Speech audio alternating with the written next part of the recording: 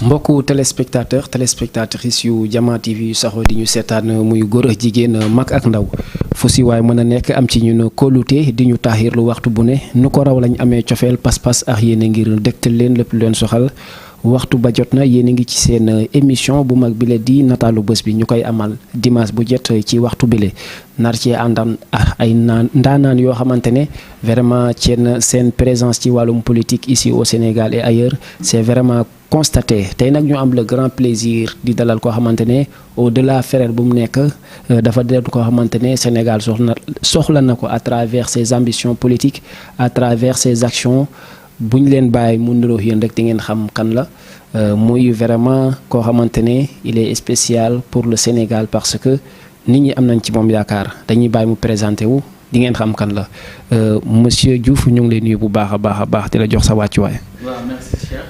salaamaaleykum. maa ngi nuyu téléspectateur yu Diama TV.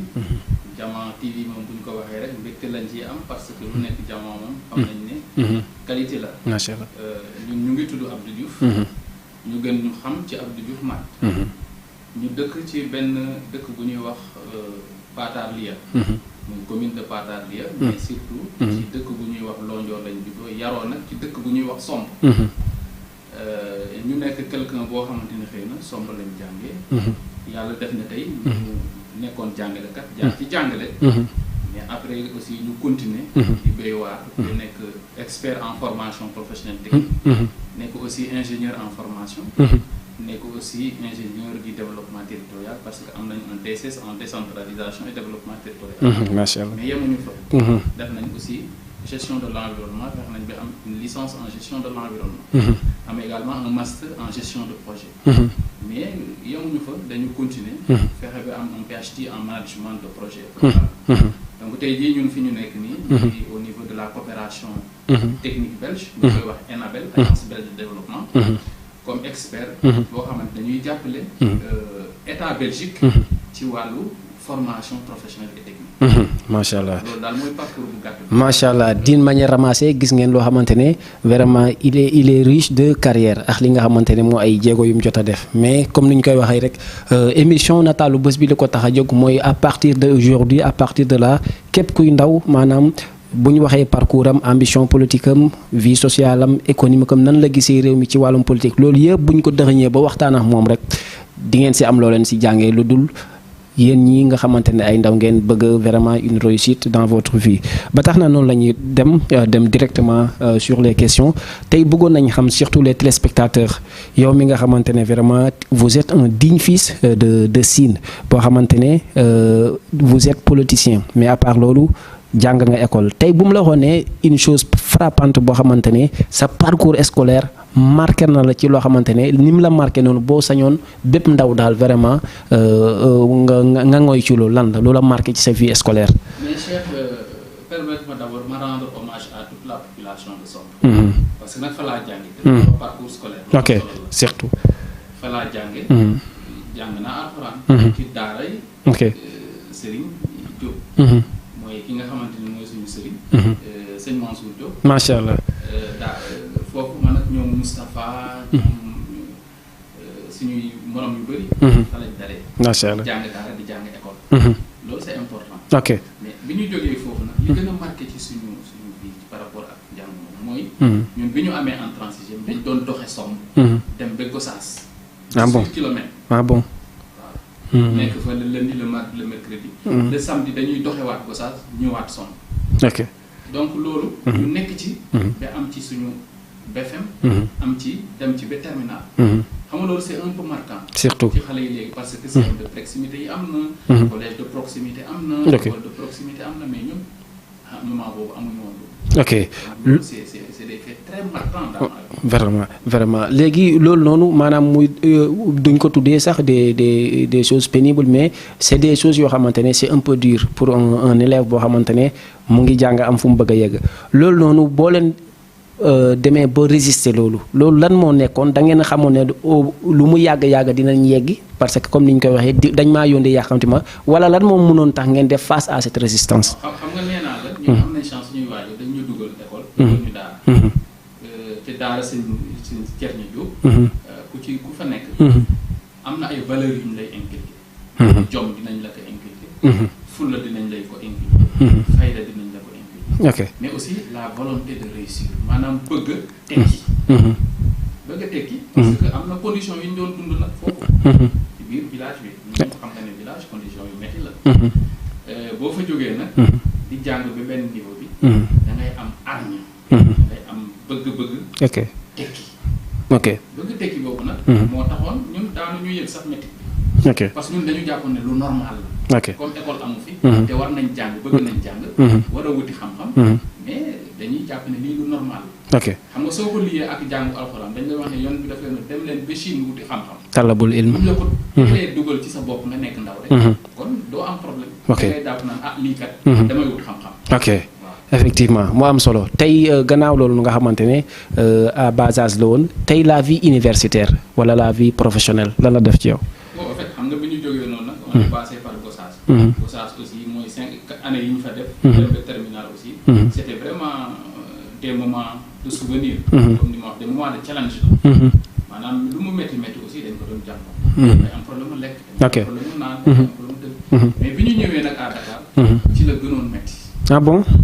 parce que man bi may jógee Gossas dama foogoon ne su ma ñëwee Dakar moom vraiment. affaire yi dina tane quoi. et je vais te raconter une anecdote. man dama dem terminal. ma def examen. jàll premier tour bac bi. ak samay collègues yu bëri. samay camarades yu bëri. mais ñun dañu fàtte woon suñu jury à Gossas ndax ñun suñu promotion ñun ñoo ubbi. ok lycée. bu Gossas bi. donc genre lycée la woon. ok ok comme lycée ubbite la woon. c'était un peu difficile ñu fàtte ñu mais man même année bi. j'ai eu la chance ma def un concours national.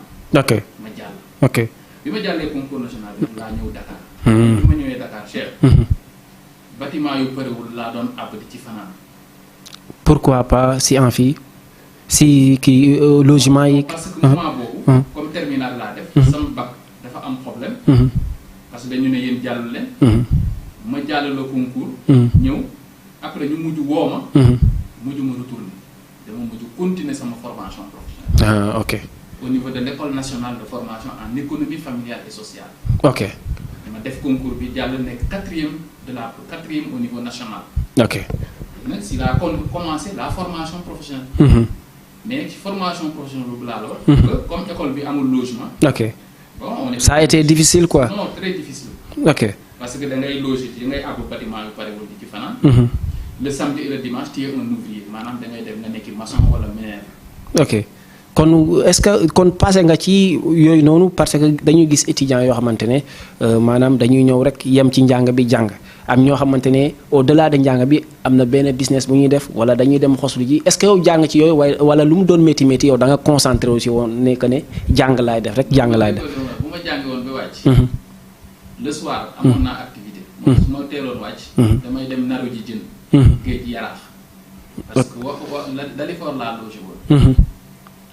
bâtiment bi ñoo xam ne dañ ma ko abaloon te parewul. Dalifort la nekkoon. ok donc su ma teeloon wàcc ay 17h 18h damay dem naru ji. ok géej mooy naru xam nga mooy lan. mooy les pêcheurs là bu ñu accès. ak gaal gi. ñun ñoo leen di jàppale di xëcc. c'est de la ay mbogo ok ok je comprends. bu ñu génnee dañ ñuy may ay siwo jën. ok siwo jën yooyu di nga ci jaay. ok boo ñëwee di nga ci togg loo lekk. ok mais le samedi. ñun à l'école de formation en économie familiale. on n'apprenait pas le samedi. on n'avait pas cours le samedi. ok amuñu woon cours samedi. ok donc samedi bi ak dimanche bi. ok ci lañ doon profité également dem defi ouvrier. ok wala ñu dem di nettoyer ay chantier. ok pour am. ok des ressources. ok si côté profession maanaam ci li nga xamante ne moom nga suivre maanaam ci côté école de formation que ça soit privé ou public loolu voie concours la woon wala yow sa ambition de faire une chose la woon. waaw léegi loolu laa lay expliquer xam nga bi ñu demee ba terminal. ñu def examen ba pare. jury bi ñu délibéré nañ yéen. jàllu leen. man fekk na si biir année bi. bëgguma woon dem université. parce que aussi man j'avais pas l'ambition dem toog dugg université. mais pourquoi exemple. parce que dama amoon samay grand frère yu bëri. yoo xam ne dañu jóge woon daal ñëw université. dañu amoon problème ba mujj dañu bàyyi jàng. ok ma ne kon. voie bi gën a yomb daal mooy maa ngi def terminal. naa defaale un concours national. ok comme ça su ma jàllee. ma mën a defi formation. ok su ma amee bac. ok alhamdulilah nga xam ne dinaa mën a am ñaari.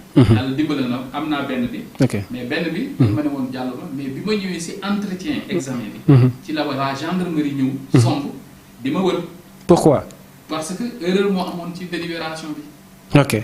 mais je pouvais plus retourner à Gossas. ok. j'étais obligé de me concentrer ci entretien avec le jury bi. jàll. nekk 4e de la promotion. après nag commencer la formation. ok mais bi ma defee 2 ans.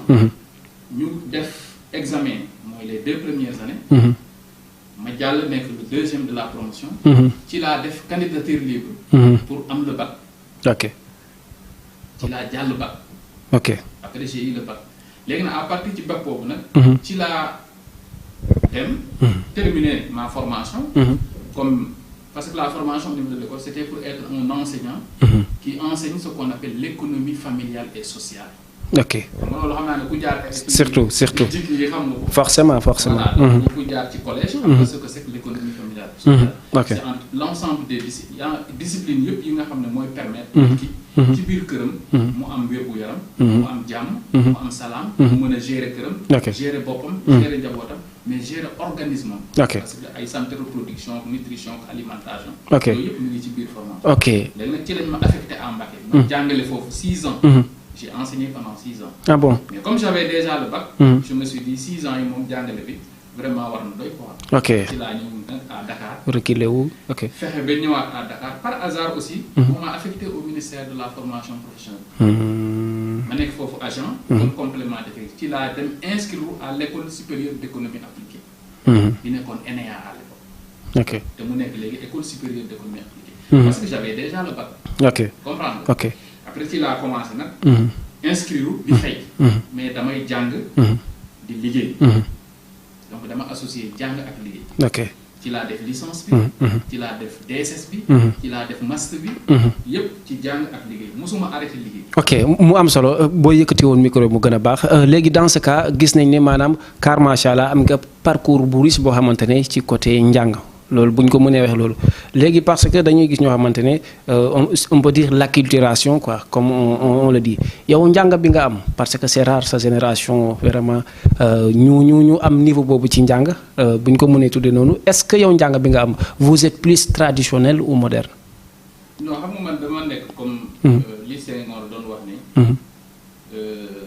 nit ki il faut d'abord s'enraciner dans ta culture mooy da ngay maanaam da ngay jógi sa tànk. ci li nga xam ne moom nga nekk. ba ñëpp xam ne li nga nekk. mais nag nga ubbeeku. mën a jëflante ak ñeneen.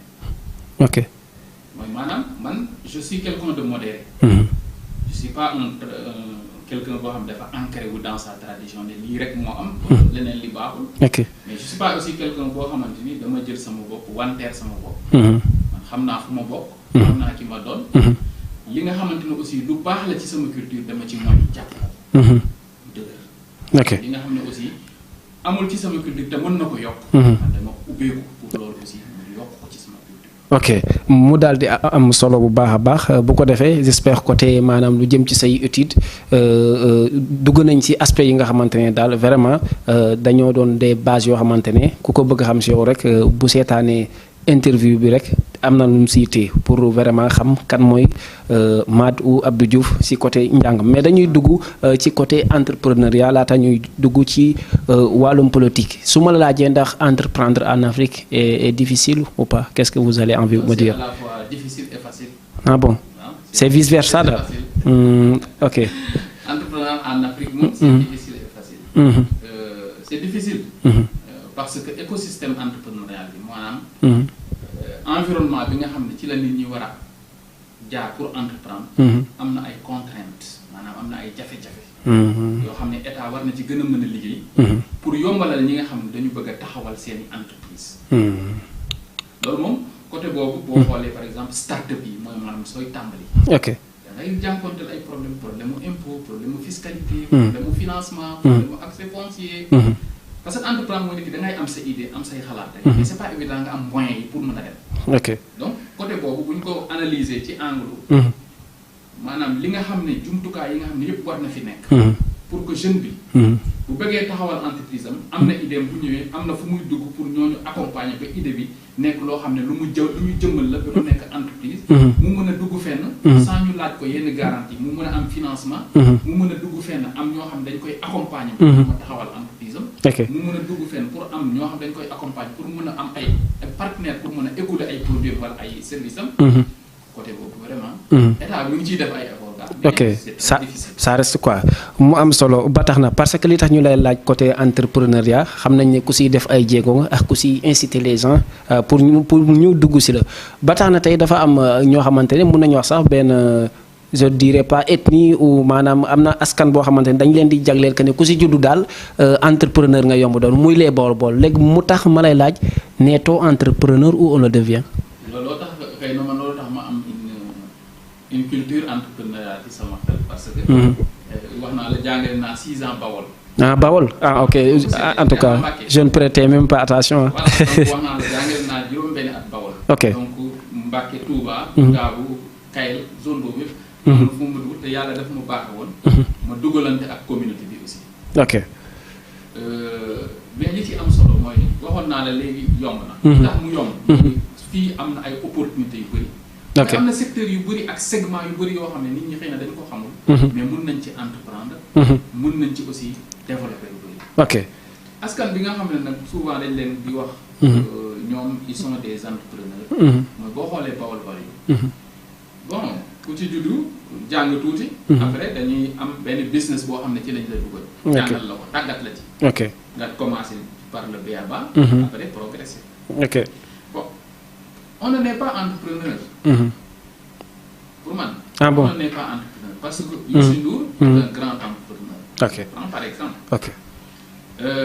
Cheikh Tall Dioum. d'accord na ko à l'époque. judduwul nekk entrepreneur. les Thionia. ok tey rek Thionia. je le vois beaucoup d'ailleurs je le félicite au passage. di muy def. tey démb j'étais avec Serigne Mboup. on était dans une rencontre. ok les entrepreneurs belges maanaam ñi nga xam ne dañu yor ay entreprises. te jóge Belgique. ñoo doon rencontrer. ay entrepreneurs sénégalais. ok comme je suis un expert boo xam maa ngi liggéey ak le royaume de Belgique. donc j'étais là-bas. ok mais xam nga Serigne Mboup il n'est pas né entrepreneur. non même pas. te aussi am na ay exemples yooyu. je peux citer ay Bokar Samba Dièye. ay Lobat Fall à l'époque. ok même Babacar Ngom. Babacar Ngom, Sidi Lamine Niass. ok donc tous ces gens-là ils ont pu mettre quelque part sur pied mettre quelque chose sur place. sur pied. et ça s'est développé. màgg na. ba tey ñu bëri ñu ngi nii bon di ci jëriñu.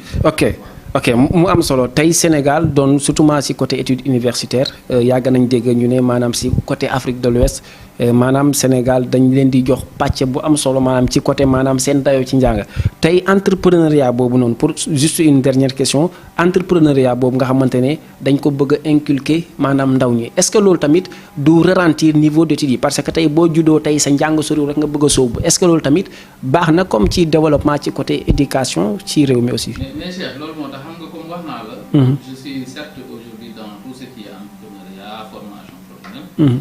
mais moi j'ai fait un master en pilotage et gestion des systèmes éducatifs. mais li ñu gën a tardé. mooy suñu système éducatif bi dañ ko war a revoir. dañ ko war a professionnaliser. parce que jàng. amul jeexital lu dul. ki ñuy jàngal. dafa war a dem insérer dans le marché du travail. en fait on apprend pour exercer un métier ou une fonction de travail. surtout maanaam nit ki day jàng. pour dem. liggéey après. wala mu am fu mu toog ñu koy liggéeyloo wala mu créer liggéeyu boppam. donc la ñuy jàng. dafa war a méngoo ak li nga xam ne moo nekk. li nga xam ne foofu la liggéey am. mooy marché du travail bi. donc école yi. dañu war a revoir non seulement programme yi. di primaire laa la wax de primaire laa la wax. te universitaire. dañu war a professionnaliser li nit ñi di jàng. ok mu am solo bu baax a baax vraiment mbokku téléspectateurs yi ñu leen di fàttali tey Abdou Diouf ñu gën ko xam tamit ci maat doonu doomu Sine doon doomu Somb Yandé Codou Sène mais tamit doonu Sénégal di un jeune boo xamante ne c'est un politicien entrepreneur ak koo xamante ne daal maanaam xelam ci askan wi ak ci société bi à tout moment tàmm nañ ko mu siy wax ay xalaatam ak ay kàddoom ba tey dañuy daal di wéy maanaam waxtaanee ci li nga xamante ne nag ñu dugg ci wàllum politique parce que naatable wuñ ne vraiment jóge nga ci ay élections yoo xamante ne ça a été dans votre commune de Patarlia vraiment nga bett si ñu ci bëri nag maanaam bett ñu suñu bëri yoo xamante ni nga duggee ak mbamboor bi ni ñu la toppee mu am importance mais avant daa am koo naw ba nga dugg ci politique wala da nga gis ne yaa ngi ci commune boo xam ne am na lu fa war a dox te doxul ba tax nga dugg ci politique. non xam nga Cheikh d'ailleurs maa ngi remercier ñi nga xam ne ñoom lay àndal ci politique. ok notamment ñaar ñoo xamante ni bu ma ñëwee di samp APR à Somme. di samp APR à Somme. ñoom ñoo ñu doole. muy Abdou Diouf. président ñu ngi lay nuyu au passage ah. ñu ngi lay ok vraiment. ki nga xam ne ñoo bokk tur bokk sant suñu yaay bokk. vraiment suñu papa bokk tur bokk sant. doon ay wóolare aussi. alors ñu nekk yoon ñi nga xam ne ñun ñoo samp APR. booba dara amagul. surtout samp APR à Somme. surtout avec Ibrahima Samb aussi Diassé. ok koy wax Diassé. Diassé ok. Cheikh xam nga politique dafa xaw a nekk lu xaw a doy waar. yow xam nga man ak yow ñoo bokk bàyyi. surtout. donc war nga xam Koumba Léon Diouf. si surtout waaw. il était le premier président de la communauté rurale de Patar. ok. il a fait Ngazobil avec Théophile Diams. ku bokk ci kooku. xam nga nit ñi mën nañu wax ne xëy na fibre politique bi. mën na la laal parce que ñun suñuy enquête ci moom lañ ko doon defee bi ñuy nekk primaire. kon loolu déjà beneen misaal la. mais bi ma demee Gossas wax naa la bi ma demee Gossas di jàng. dama dëkkoon ci benn këru góor bu ñuy wax Basirou Sall. du yàlla yërëm. nekkoon un grand socialiste. doon ànd ak Pape Abdourahmane Kane. ok booba 14 ans laa am. man maa nekkoon ki koy bindal comité électoral yi. 14 ans lañ ma fraude may voté élection municipale. ah bon. 14 ans. xam nga kooku boo jógee foofu di nga am benn yëg-yëg ci politique. surtout forcément donc c'est à la fois la fibre parentale de Koumba Léon mais également éducation ak culture bi nga xamante ne def naa ko ci kër Pa Bassirou Sall nga xam ne def naa fa 4e 3e seconde premier terminal yooyu yëpp macha allah dama vivre politique foofu te première fois bi ma njëkkee ñëw somb di engagé wu politique c'était avec la LDMPT parce que maître Wagan avocat maître Wagan bu may nuyu sama maam la moom ci moom laa doon xool gis ne day engagé wu dafa engagé wu LD bi may tànn nag demuma sax parti socialiste mais dama dem LD adhéré wu ci boobu waaw adhéré parce que philosophie bi liir naa ko vision bi liiroon naa ko gisoon naa aussi les acteurs bi nga xam ne dañu nekkoon LD ak PIT taxawaay lañu amoon ok bon par la suite bi ma ñëwee vraiment nag à Mbacké ci laa door a commencé nag di analyser les difficultés jafe-jafe yi nga xam ne am na ci sama gox ok ak inéquité bi maanaam injustice beeg disparité bi ma gis ne ñun waa kaw bi vraiment dañu manqué lépp dañu manqué ndox ok dañu manqué courant amuñu dara ok dañu manqué fu ñuy fajoo alors que su ma déplacé wu dem ville dama ko fay gis ma ne mais lii qu'est-ce nan la mën a nekkee dans les interrogations dañ may wax ne lii c'est des programmes politiques pas mooy xam nga ressource publique moom ñun ñëpp a ko bokk ñun ñëpp a ci yem amul ku nekk réewu taax amul ku nekk réewu kaw donc lépp lu ñu effort bu ñu def pour soulager maanaam pour ñoŋal dund ñi nga xam ne ñu ngi ci réewu taax war nañu def effort boobu tamit pour ñoŋal dund ñi nga xam ne ñu ngi ci kaw ok ko boo juddoo foofu nag amoo école fa nga dëkk parce que wax naa lañ doon dox 18 kilomètres yooyu yëpp soo màggee ci loolu mais da ngay am nag prise de conscience nga ne sama askan war naa ko taxawu ok looloo tax ñu ñëw nag ñu dugg ci politique bi ñu demee LD tamit dem ba ci biir affaire bi bon ñu xool ne c'était un parti boo xam ne liñ doon xool trop vraiment amu ci woon bon yàlla dogal en 2008 bi ma ki lancé un appel nag on s'est dit d'abord la fibre régionale moo ñu woo parce que il est de Fatick moo tax ñu jóg comme doomu Fatick la dañ koy jàppale parce que mu ñuy def politique mënoon nañ tamit nekk Dakar topp ci ginnaawam di lambar mais non ñu dem fa ñu dëkk ñun ñu taxawal fa parti bi ok pour que bu amee ay politique publique yoo xam ne dañu war a ñëw ci gox-goxaat yi ñun suñu waa dëkk mooy suñu commune Patar li du des ok surtout ñuy xeex nag pour la commune de Patar pour les populations de Patar ok loolu moo tax ñun ñu samp ok APR foofu donc j'ai regretté wu moom wax dëgg yàlla ah bon dëgg rek la ñuy wax xam nga aussi mënoon naa la wax ne bon Cheikh aw ma poste ministre aw ma poste directeur aw ma poste directeur général te nag mérité naa ko yeyoo naa ko su ma la wonee sama carte APR c'est 2008 Et aussi ñi ci falu ñëpp. man j'ai été enseignant. chef de bureau. chef de division. coordinateur de projet. ingénieur de formation. expert en formation. conseiller technique. donc man amul dara loo xamante ni tey. ci sama parcours professionnel. lu lëndëm la. wala loo xamante ni. lu amul succès la. ok loolu sax am na. loolu am na parce que. pour ñu égaler aussi li ma la doon wax. malgré les diplômes. man li ma gën a dugal ci politique du sama intérêt wu bopp. parce que su doon intérêt bopp nee naa la damay nekk au sommet. topp xëy na kilifa bi fu mu dem ma dugg fa. mais dama ñëw ma engagé au niveau local. mais satisfaction bi ma am mooy. dem nga sonn. Macky Sall moo ko électrifié. te ñun ci suñu engagement politique la bokk. du ma ne nag ñun ñoo tax mu am. mais dama ne c'est avec le régime de Macky te ñun lépp luñ ci waroon def. def nañ ko. ok ok boo demee par exemple Gossas ngay ñëw Patar. yoon bi ñu fa tabax. yoon bi ñu fa defar. foofu yoonu suuf la woon. c'est avec le régime de Macky te suñu engagement politique loolu. tey jii aujourd'hui aussi je prends par exemple tous les bourses familiales. nit ñi xamuñu valeur bi. ñun ñi nga xamante man bi may jàngalee. ñu may fay 80 000 francs may envoyé 15 000 francs sama kër. man xam naa. lan moo nekkoon valeur bourse.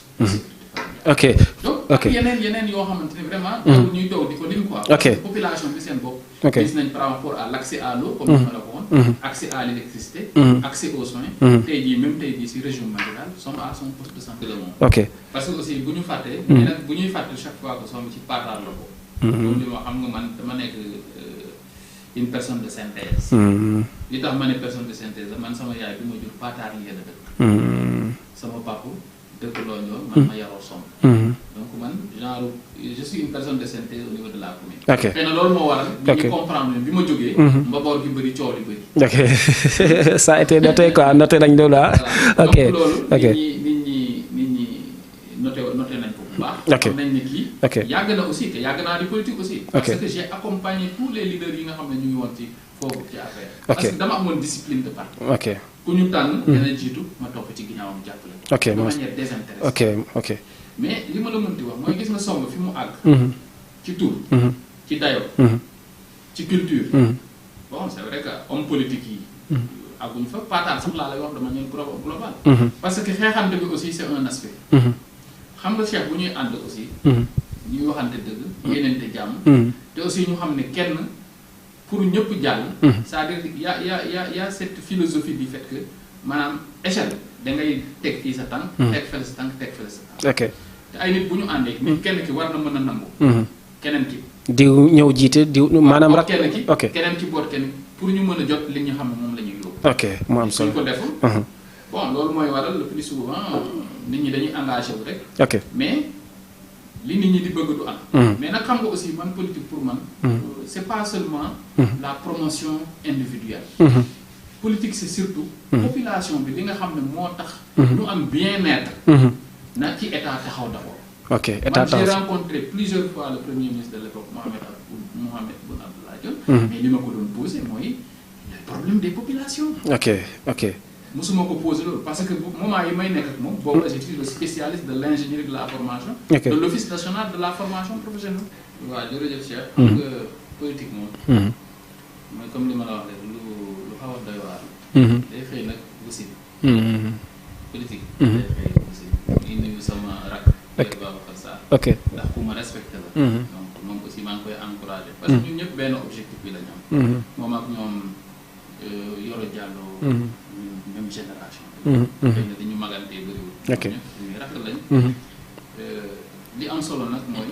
ñun bi ñuy engagé wu politiquement. wax naa la dañu nekkoon ci ay ginnaaw suñuy mag.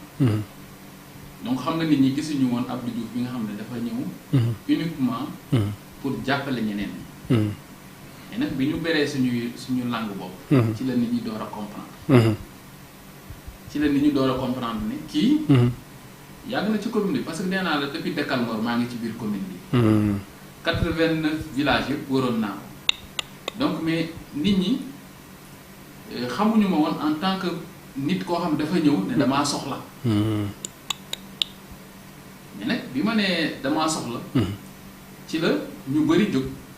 am na sax ñoo xam dañ ma reproché ne ma non da nga waroon ñëw bien avant. parce que man 1 mois ci laa préparé sama candidature. ci laa monté sama directoire. ci laa dem sur le terrain. ok waaw insuffisance yi nag. pour man amul sa am na. mais amul xam nga. ki nga xamante ne ni moom c'est une candidature boo xam ne. circonstancielle la parce que comme APR laa ne dama amoon discipline de parti. bu ñu doxale woon ni ñu waroon doxale. man du ma nekk candidat. mais nag ni ñu bi ma sentir ne ni ñu waroon doxale wuñ ko. mais ci laa xam ne nag c'est le moment aussi xam nga njàng aussi. day am moment bu muy yem. ok boo jàngee bi mokkal. da nga war a génn nag personne. ok ci ban bannière nga demoon exactement. non maa ngi demee woon bannière parti de la paix professeur Issa Sall. mu nekk sama mag bu baax sama nijaay bu baax. moo ma jox son récépissé mais tout le reste man maa ko assuré sama bopp. même ki gagné commune bi. il est de l'APR. Jibi suñu grand frère Jibi maa ngi koy nuyu aussi suñu nijaay la. ok mais moom boo calculé 2014 ñun ñoo nekkoon ensemble au niveau de l'APR. moom mooy mag bi nga xam ne moom moo taxawal APR ci biir commune Patar. mais ñun ñoo taxawal APR ci zone sombre. li tax demuñu ci bannière boobu mooy li ma la wax transhumance mujj bi dafa am. bon maire bi bokkoon AFP mujj na ñëw rejoindre APR. donc affaire bi pëcc xoo daal. léegi nag ku nekk il fallait que nga demal sa bopp. ok waaw léegi nag loolu moo tax man gisuma ay insuffisance ñun ci suñu liggéey. li ñu liggéey moom li ñu ci gis mooy. teeluñ ko préparé teeluñ ko waajal. ok nekkutoon loo xam ne aussi. dañ ko liggéey pendant 6 mois. maanaam c'est prématuré quoi seen engagement. oui c'est très spontané. ok ok spontané maanaam yëg-yëg la woon. ok te aussi à un moment donné. dañu amoon yëg-yëg ne. c'est le moment quoi. ok c'est le moment mais xam nga li ñu jàppoon ba mënuñu préparer affaire bi ni ñu ko waroon préparer. boobu maa ngi door a intégrer la coopération technique belge boobu bëri naa liggéey boo xam ne yooyu yëpp joué na ci. ok mais vraiment nit ñi ñoo ci jàpp. ok waaw xëy na aussi dañu xool sama parcours. xool fi ma jaar xool li ma doon def ainsi de suite. ok léegi ci loolu yëpp nga doon ko xamante ne nouveau nga ci côté candidature élection municipale. après nga ñëw jël 3e ñàkkul am na ñoo xam ne sax ñoo la njëkk a jóg mais yàlla def si vraiment sutura ba nga génne ni loo ciy jàngatee ci en tant que sa mbokk ñoo si jàpp wala da nga gis ne projet boo tegoon moo si jàpp wala votu yaa ma neex parce que yaa fi sës la woon ou pas. non ñett la mooy. ki fi nekkoon candidat ki fi nekkoon. il avait fait déjà 2 mandats. il a 3e mandat. donc loolu xam nga déjà. c'est un problème. beneen bi. mooy ci candidat yi ñu fi tegoon yëpp. man dama amoon un programme. bu ma bind documenté ko. yaa ngi dégg. partagé ko fépp. ba nga xam ne am na ay personnes yoo xamante ne ils sont éveillés. ñu ngi ci biir village yi. xam nañ. man y a beaucoup d'étudiants de jeunes d'enseignants yu ma woo bi ñu jotee programme bi. ne ma Diouf. yow dañ la war a jàppale. te aussi les gens ont visité. ma page Facebook. ok avec les réseaux sociaux. ok et c'était une chance que ñu bëri. bi ñu gisee sama candidature dañu dem foofu pour découvrir. ok man kan la woon. ok et ils ont vu le parcours. ils ont vu le programme. mais beneen bi tamit xam nga nit aussi ak ay nit mbokkam. ok lu dëgg. donc j'en profite pour remercier toute la population de Somone. ok entièrement toute la population de Mbengaan. ok toute la population de Londior. toute la population de Sahma. et par extension les autres villages yi nga xam ne escore bi ñu fa am sax bëriwul. mais on a eu quelques voix là-bas. ok am nañ fa ay baat yu ñu jox. ok mais massivement moom. boo xoolee fi ma dëkk. yaroo fa jàngee fa màggee fa. servir fa jouer fa nawetaan football fa. di servir toute la communauté. ravage nga fa def ñooñu aussi. bu ma jógee ne kay damay wut. xam nga wax ju yàqu la nga ne non. c'est un vote affectif wala c'est un vote. ethnique wala familial. favoritisme. non c'est un vote lié à l'engagement de la personne. dans sa localité. frère Cheikh Fallou. Cheikh Fallou Diouf ñoo defandoo primaire. mais comme li ma wax ñun ñëpp ñoo dëkk somb. xamante nañ aussi. jàmm lañ seq ak salaam. bi ma déggee ne mu ngi posé candidature am. ñu dem ak moom ak Pierre Babacar Sarr jubóowuñu. ñun on l'a appelé à la concertation. ok waaw comme moom mu ngi ci parti Diop Decroix. dañ ko woo. ok si la nekk mais dañ ko woo concertation. ne ko ñun ñëpp ay doomu somb lañ te dëkk bi ñaari candidature xajuñ fi. bu ñu fi defee ñaari candidature dina am koo xam ne xëy na du am dara. te loolu jaru ko. ok te ñun ay frères lañ. non seulement ay morom lañ. mais dañu yàgg di ànd ñoo joué nawetaan ñoo footballandoo ba léegi nii ñooy ànd. ok donc politique waruñu boole. ok bon bi ñu ko waxee ma ne ko te aussi dafa am représentativité dafa am. engagement politique dafa am.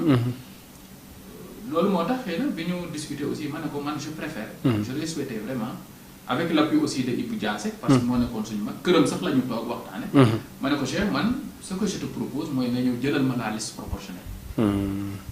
il ne l'a pas demandé ma ne ko man Cheikh ce que je te demande. mooy comme juboo ak Pierre.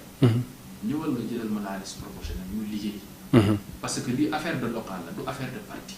waaw léegi nag si la ñëw bon ñu jël la liste proportionnelle. ñu liggéey. si liggéey bi aussi. mooy comme li ma wax man j'ai fonctionné avec mes ressources. waaw ci la montée directoire bi ñoom Abdou Diouf ñëpp. ñoom Adama Diouf. aussi on avait un jeune boo xam sama benn grand boo xam ne mu ngi tudd Grégoire Diouf. Grégoire Diouf vraiment moom dafa doon liggéey ci APF ci développement aussi. ok xam nga nit ñi ils n'ont pas compris. dafa doon liggéey ci développement te fii ba Diender. il avait monté des groupements de femmes yoo xam ne da doon liggéey ak ñoom. dans le cadre de l'APF. APF moo tabax CM somb bi. ok donc ba Paatar. dañ fa liggéey te man wax naa la Paatar laa dëkk Tongol sama yaay foofu la dëkk. sama maam buubu foofu la dëkk. ok te Paatar mooy capital bi. ok xam nga fu ku ci nekk. xam nga politicien nag da ngay am base. soo amul base politique bàyyi. ok même politicien niveau national soo amul base da ngay bàyyi. man damaa jàpp ne sama base politique c'est à Somb. ok parce que nag. wax naa la depuis 2012. élection yi fay am benn nii. kenn mësuñoo gagné au niveau de Somb. est-ce que xamoon nga loolu. depuis ñun APR. ok ñu nekk Somb. bureau yi nekk foofu yëpp kenn mësuñu faa gagné. Saaxmaat kenn mësuñu faa gagné. ok Mbengaan daan na am ay quelques kii mais foofu tamit kenn mësuñu faa gagné. ok donc du Somb kese yeneen dëkk yi nag mooy comme li ma wax dañu fa manqué visibilité parce que nit ñi gisuñu woon Abdou Diouf comme candidat dañu gisoon Abdou Diouf bi doon ànd ak monsieur le maire Samba Diouf doon gis Abdou Diouf bi nga xam ne doon ànd ak Djibi Thiam Djibi Thiam première année bi muy essayé di kii ak Samba Diouf man j'étais dans son directoire de campagne ok communication maa ko boo laajtee toute la commune référendum yeeg toutes les élections yi ñu fa def daanaka la communication principale direct avec les populations bi nga xam ne pour conscientiser population am naa ko yoroon xam nga man Cheikh mooy li may wax de gis nga en politique man du ma ci wax dara loo xamante ni lu ñaaw la def naa campagne ba pare amul dara lu ñaaw lu mu wax ni parce que nag sama papa Arouna Diouf lii nga xam ne yàlla def na ko na lu lay def Ngelab Diouf bu ci wax bu ci def luñ la xeewee lu dëgg te man sama papa moom ak imam Mamadou Diouf ñoo bokk benn baay kon dafa am lu ma jombale ci biir commune bi mais xam nga yaa des faits yoo xam ne moom kenn mënu ko miin quoi jamono bi ñu nekk nii ci ère numérique ak digitalisation ak connaissance fi mu nekk nit ñi di wax ay chat GPT tu penses que kër sax dinañ dem ba boo jàng doo toog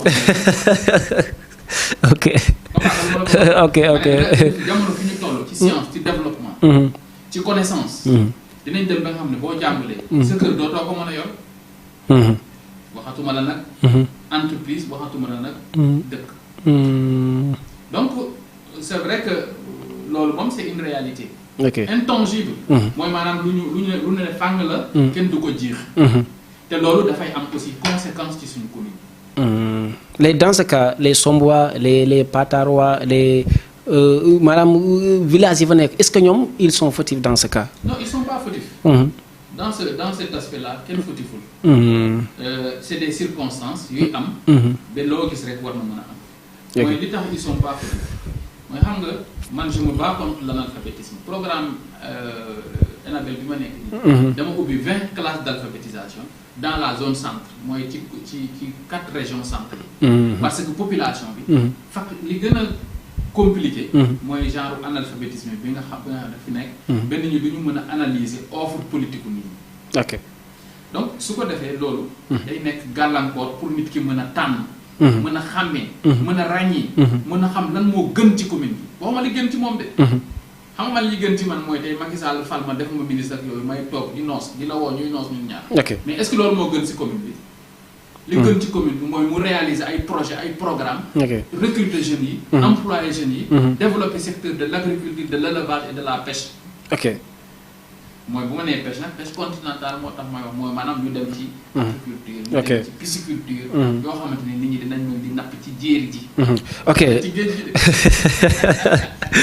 mbaadu ci géej bi ak ci boo jàngulee nag loolu doo ko mën xam nga commune wax naa la man ENEA laa jàngi donc en dehors de mes diplômes en gestion de l'éducation de la formation yooyu dama def sacrifice bi ñu gagné commune bi ma nekkee conseiller municipal dama def sacrifice dem defi un DSS en décentralisation et gestion des collectivités territoriales pour jàng commune nañ lañ koy gérer mais le premier élément li ñu jàngal li nga xam ne ñëpp dañ ci d'accord mooy d'abord balaa ngay def commune bi def dara da ngay def sa diagnostic def sa plan de développement def sa planification xam les secteurs yi nga xam ne ci nga war a liggéey xam thématique yi nga xam ne ak domaines yi nga xam ne ci nga war a liggéey xool domaine yooyu yan partenaire ñoo nekk fii au Sénégal di ci liggéey n'est-ce pas nga dem woo leen dans un lab benn forum boo xam ne da nga leen di woo invité leen présenter leen yow sa projet wu de développement wu dëkk ñi ci mën a jàpp ci waa ONFP jàpp ci waa 3FPT jàpp ci waa FONSIS jàpp ci waa BND jàpp ci waa DER jàpp ci partenaires yi comme ay Luxuder jàpp ci à Enabel jàpp ci AFD ñëw jàpp ci mais loolu il faut un projet de développement de la commune et il faut aller vers les partenaires au développement il faut aller vers les partenaires techniques et financiers loolu nag soo jàngul rakk doo ko mën a def te ñi la ko war a defal aussi doo mën ne mën nañ ko te suñu commune amuñu yenn ressources yoo tax yu tax ñu mën a fay consultant mu def ko il faut qu'il fa nekk am relation yoo xam ne mën na ko def pour ñu defal ko vraiment le plan de développement de la commune ñu identifier ko tous les projets defar ko ay démarches mu dem aussi à l'extérieur wuti ay def coopération yow soo xoolee sama Facebook bi ñuy def campagne bi mais tu vois y a des gens qui sont du Canada de la Belgique yooyu ñu ko doon encourager pour ma jot ci pour ñu mën a ñëw au moins jàppale ma ci liggéey bi j'étais à la coopération canadienne déroulé naa un projet de 5 ans ak ñoom. j'étais au niveau de la coopération luxembourgeoise. déroulé naa ay projet ak ñoom. Kolda bi ma fa nekkee rek j'étais avec la coopération avec l'Union européenne. tey jii maa ngi avec la coopération belge. non tàgguma sama bopp. yàlla mooy may. mu am ubbeeku. mu am ouverture. mu mën a tëdd jaaxaanaay. il a beaucoup de mérite. nee naa la man moom ñoo doon ànd. di jaay la ci man du ma ko wax lu ñaaw il a beaucoup de mérite. parce que aussi engagement politique am. ñu xam ko ci biir commune bi. moo ko may surtout li ma am. les gens ont voté parce que xam nañ ko. parce que miin nañ ko parce que aussi ils en avaient assez de envergure. day am moment yoo xam ne tournure day am. donc li transition la rek. c'est normal. mais man li ma koy bu ma amoon lu ma koy wax mooy li ma koy wax naturellement rek. pour mu jàpp sooy gérer. dañuy wax il faut avoir une démarche inclusive. démarche inclusive mooy. da ngay fexe boole ñëpp. da ngay identifier yan compétence ñoo nekk ci sa biir commune.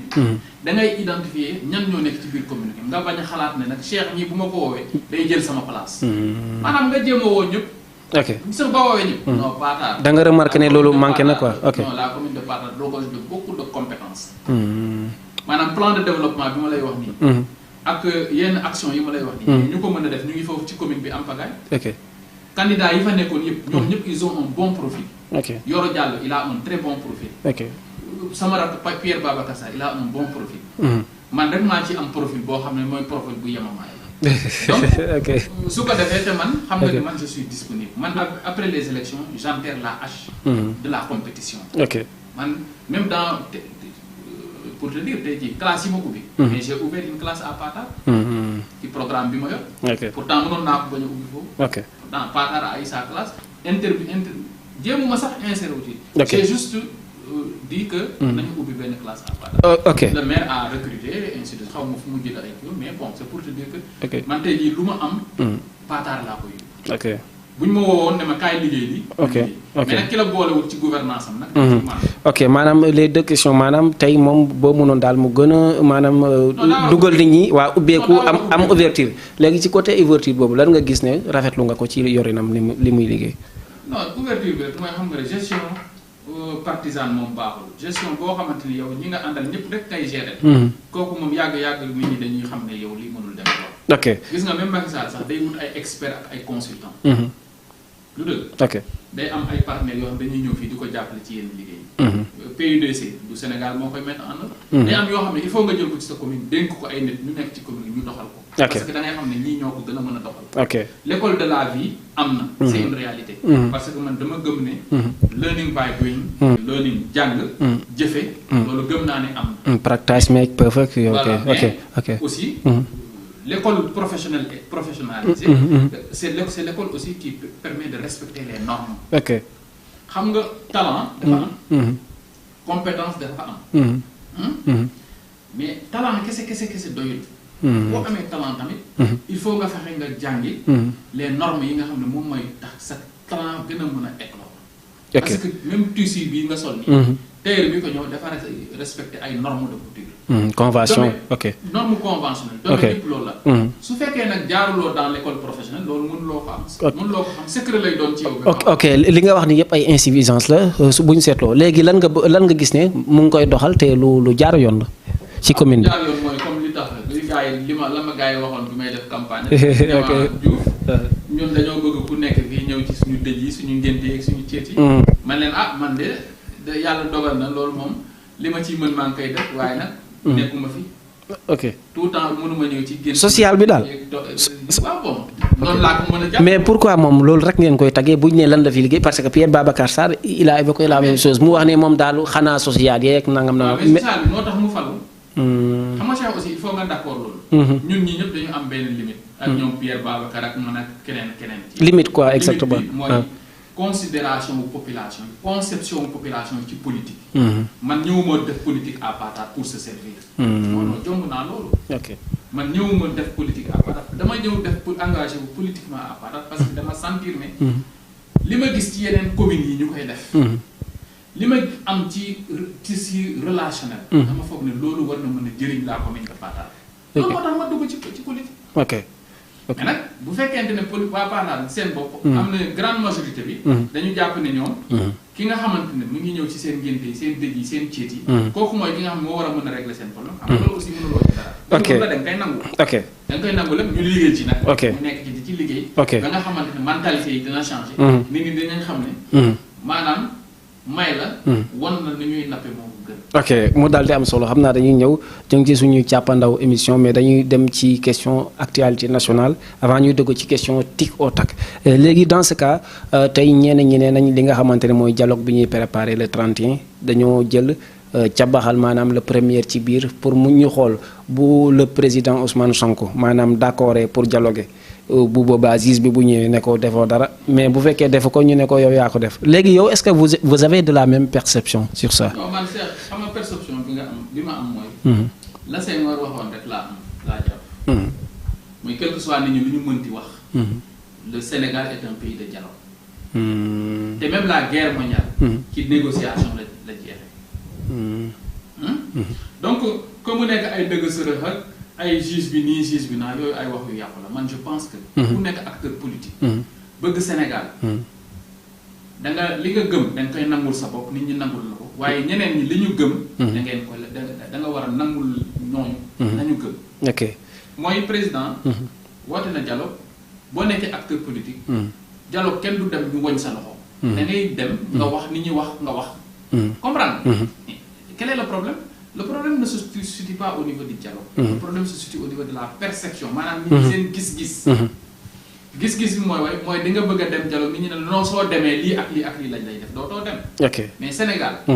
mënuñ ko pàccoo. ok mënuñ ko pàccoo de. ok dañ ko mën a pencoo. ok donc le dialogue boobu c'est un dialogue franc. nit ñi ñooy jël rek di ci xëy na xëpp suuf mais président pour man vraiment c'est un dialogue parce que élection. dëkk bu yëngoo am nu muy demee. da ngay woote dialogue nit ñi discuter. autour d'une table. c'est tout à fait logique. ok léegi moom Sonko nee na dafa wax benn adage mu ne njàmbalakaay uyu sa yaay sama yaay du ma ooyee paaka. léegi est-ce que gëm nga ne appel bi paaka la bu Macky Sall yor ak tamit nga baal ma sax j'ai pas le droit de vous demander deux questions maanaam deuxième question bi mooy est-ce que ñi nga xamante ne leer na lañ ne Macky paaka la yor bu ñu wujjee te ñuy uyoo ay opposition est-ce que ñooñu. seen opposition politiquement dootul ñagas est-ce que nit ñi tamit dinañ leen gëmmati. mais Cheikh c'est que Sénégal dafa am histoire du dialogue politique. non nit ñi dañu foog ne yow da ngay ñëw mais dialogue noo mën a demee dialogue rek ñu rendi la. loolu mënul ne loolu moom. on ne vit pas de présomption. ok maanaam ay xalaat yoo xamante ni. teguwul ci lu dara lu leer. loolu la nit ñi di dundee mais man li ma jàpp. mooy dialogue kenn doo dem ci dialogue ñu woon sa loxo. ok dialogue xaw pas dire que tu vas da ngay dem dialogue rek ñu absorbé la. wala ñu phagocyté la. ok non dialogue da ngay dem. nga wax li nga bëgg man ma wax li nga bu ñu d'accord ma génn ne d'accord ma ak moom. ok mais dialogue bi c'est autour des élections. ok c'est autour aussi des réalités politiques. ok c'est autour de l'actualité politique. ok loolu mënuñ ko bañ. parce que ok bu ñu bëggee bañ dialogue rek. mooy maanaam dañuy jël benn buum ngay xëcc may xëcc. ok bu yàggee nu muy def. ok ok day dagg. ok on peut pas se camponner dans des positions contradictoires yoo xam ne lii rapport de force rek la. Sénégal luñ xamuñu loolu. luñ xam mooy débat politique dialogue politique solution politique développement paix et stabilité. ok mu am solo da doon loo xamante ne waxtu bee ñu dab sax mais war nañ mën a gën a yaatal foofu mais dañuy dugg ci question tic au tac yoo xamante ne am na xalaat ni ma waaj waxoon ma ne ko amul xalaat mu ne ma wax ma ne amul argument mais nag dinaa xalaat mais yow di nga xalaat mais amul argument. amul argument waaw ok léegi kan mooy sa référence ci àdduna. man xanaa sama papa. ok est-ce que gis ne am na ñoo xamante ne def nañ la référence. waaw am na. ok sama frère yi. ok bu ñu la waxoon ne benn procès boo xamante ne par audience Macky Sall ñu ne lii rek la nga am droit def comme réalisation somme ban procès ngay wax. le CM de Somme. ok le lycée de Somme. ok tey lan moo la gêné Sénégal. li ma gêné Sénégal mooy sous-emploi bi manque d'emploi aux jeunes yi. ok lan mooy loo xamante ne looloo tax nga doon fierté doon un Sénégalais. tax ma doon Sénégal ma am fierté nekk Sénégal mais paix ak stabilité bi fi nekk. ok est-ce que vous êtes pour le troisième mandat di. man gëmuma ay troisième mandat mosuma ko gëm sax. li ma gëm mooy. ok légitimité populaire u peuple. ok est-ce que maanaam peuple bi.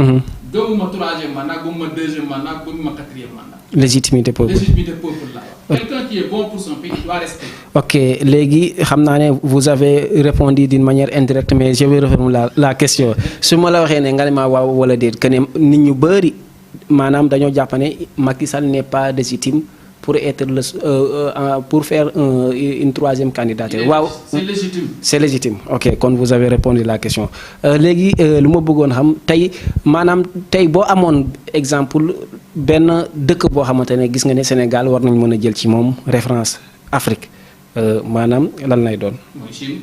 ok yaa ngi rëccoo li nga duggee woon ne da ngay def candidature à la municipalité de Patar. non dama ci am mbégte.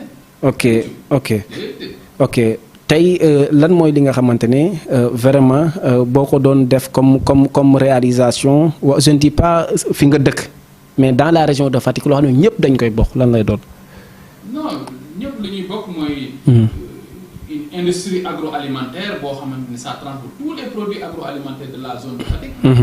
Fatick région agricole la. ok qui va permettre de valoriser nos produits. recruter les jeunes et de créer de la valeur ajoutée. ok sa qualité ak sa défaut lan la. bon man sama qualité moom mooy man je suis quelqu'un de très motivé et de très engagé. ok dans tout ce que je fais. ok maanaam sama pas-pas ak sama yëg-yëg sama ngëm-ngëm. lépp lu ma gëmul du ma ko def. ok ok lépp seede nañ ma ne loolu bon qualité la ci. ok boo doon wax Macky Sall mu am lu mu jàpp ak lu mu bàyyi lan lay doon. non lu muy bàyyi. li mu bàyyi li mu war a jàpp moom li mu war a gën a jàpp. mooy mu fexe. politique publique yi. ñu gën a egsi. ok ci àll bi. ok lan lay gën a jàpp lan lay gën a bàyyi lan lay bàyyi. non li muy bàyyi moom. mooy xam nga des fois. justice dafa xaw a sensible. ci réew. justice nag bu sensible ci réew. képp koo xam ne da nga def malversation. wala nga def faute de gestion. wala leneen ak leneen. dafa war a fexe ba kooku ñu teg ko ci yoon. ok grand yaa ngi ibbi beneen perspective émission de boo xamante ne. non je ne serai pas d'accord sur ça. dama ne. gouvernance bu la dénkee. alalu réew mi. ok nga koy gérer. da nga ko war a doxal. ok ci yoon. soo ko deful rek. ok maanaam loolu wàcc nga yoon. te su fekkente ne nit ñi dañuy accuser naan. dafa téye dossier bi. dafa jàpp dossier bi. ok pour man loolu warul nekk. ok léegi jàpp nga ne dafa am ay prisonniers politiques fii.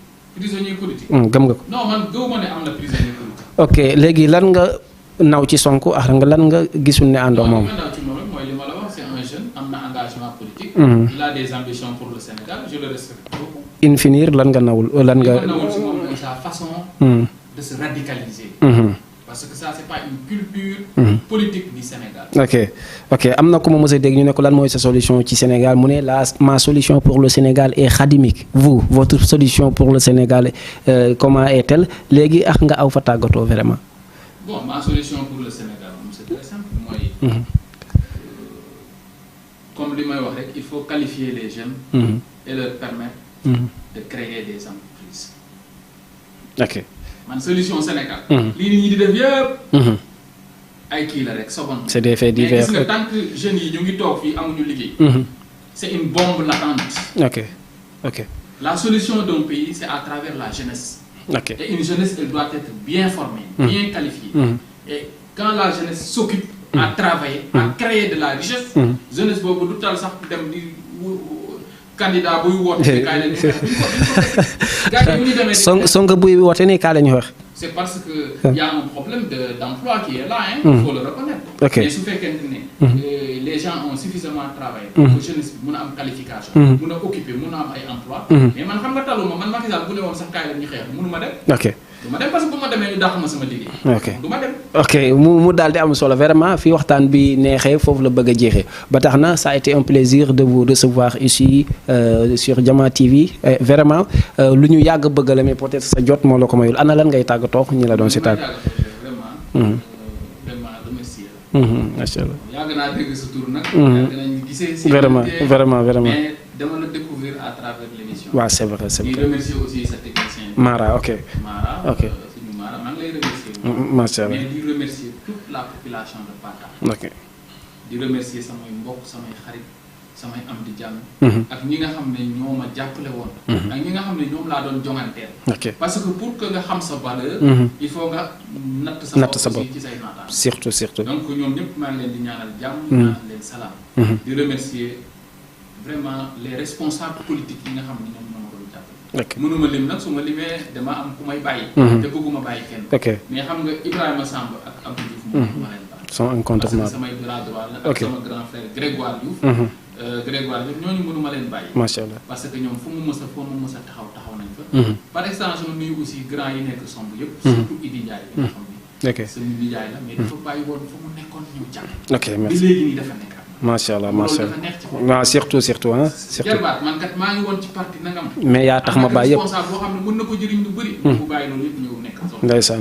loolu c'est aussi kilifa diine yi. sama papa Arouna sama référence. Macha Allah au passage. Macha Allah di am mbégte ci moom trop. vraiment di nuyu population bi yëpp. di sant ñëpp di gërëm ñëpp. ok bon lu ci juum nag. non lépp jekk na seulement ku yi nga def ci suuf quoi mais beneen émission.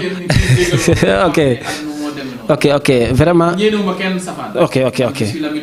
ok ça se voit ok. ñëpp la amal jàmm. ok yal na Sénégal am jàmm. yal na Sonko ak Macky Sall juboo Sénégal am jàmm. ok mu am solo bu baax vraiment chers fidèles téléspectateurs de la télévision Jama TV c'était un plaisir pour dalal ki nga xamante ne moo nekkoon vraiment Abdou Diouf ñu gën ko xam ci maat muy doomu Sine di doomu Fatick mais aussi di doomu Somb ci émission nataalu bés bi di gërëm kilifa diine kilifa aada yi mais aussi suñu directeur général bi nga xamante ne moom moo ñu wan a leer askan bi mais aussi ñu bëgg a wax ne fàtte woon naa ko sax mais Desmo vraiment coiffure boo xamante ne vraiment moom mooy jàpp ci man nee na ma daal bëggatuma la gis beneen salon de coiffure moo fi aw quoi mu ngi nekk Wakaam Cité Avion kontaan si moom bu baax a baax dinañ ko gën a yaatal Mara di kontaan si moom sama doomu day sama caméraman di leen di jox dig daje ba ëllëg incha allah ci beneen émission les nataalu bés bi.